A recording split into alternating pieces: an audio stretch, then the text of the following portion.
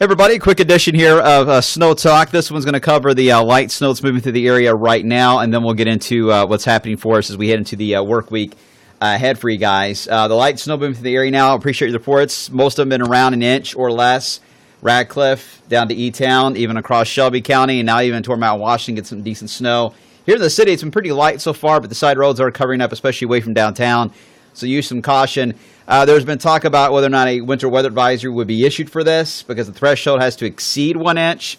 It's right there at that edge of reaching that. Weather Service, I'm watching them now, monitoring the situation, whether they'll issue that. So there's a chance when I'm done with the video, it may come out or it may not at all. Either way, advisory or not, just use some caution. The good news is this is going to be out of here pretty fast. That's a nice face. You like that, Sid? I do like that. That's a good face I made there, right? All right, I'll try to work on that. Anyway, here's the snow ban. It's started off across the south. That was completely expected across our southern counties this evening.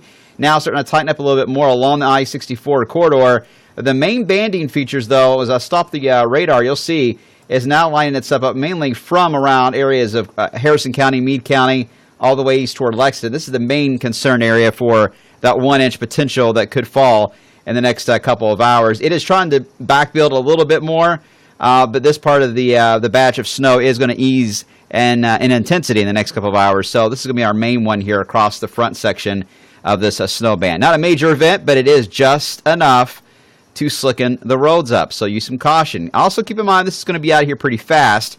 You see in a wider view, this snow band is going to move quickly here to the south and east and fade away as we get into the overnight. And then we'll get a calmer forecast for tomorrow. So there is a window here of opportunity for them to work on the roads for the overnight period and get things cleared up before the morning rush. But obviously, I think the side roads will remain slick. So there could be some school delays. In fact, there already are some coming in, I believe, and even some closings as we head into Monday because of the slight snow.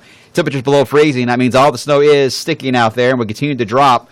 We're going to see these teens that are showing up here across the north. These teens will filter into our area by later tonight. Here's the latest on Futurecast. Shows the snow band moving through. Temperatures I mentioned in the teens later on. Tomorrow only in the 20s across Kentucky and maybe some teens still to the north.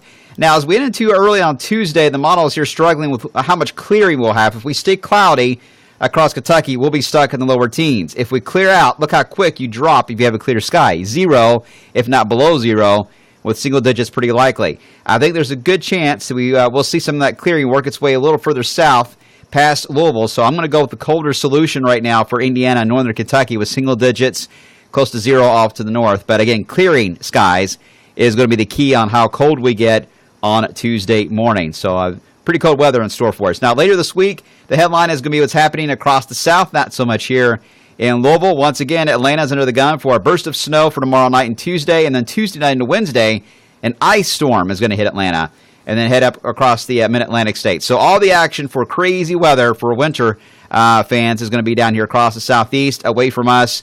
No major problems here locally. I do see a different pattern setting up here as we get into Friday and the weekend.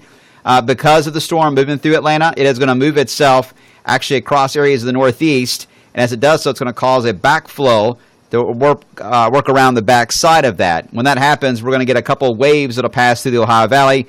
At the same time that's happening, though, there is going to be a warmer wind try to work into the area. So the southern part of that will be a mix of rain and snow, and then mainly snow north of town. Where we are in that battle is a little bit unclear because this is going to be a little more of a temperature-sensitive scenario for the weekend than what we're dealing with right now with guaranteed snow with it being so cold. So that's how it's looking for tonight and tomorrow. The cold weather, the headline for the next 48 hours, and then we'll get into kind of a messier forecast by Valentine's Day and into the upcoming weekend.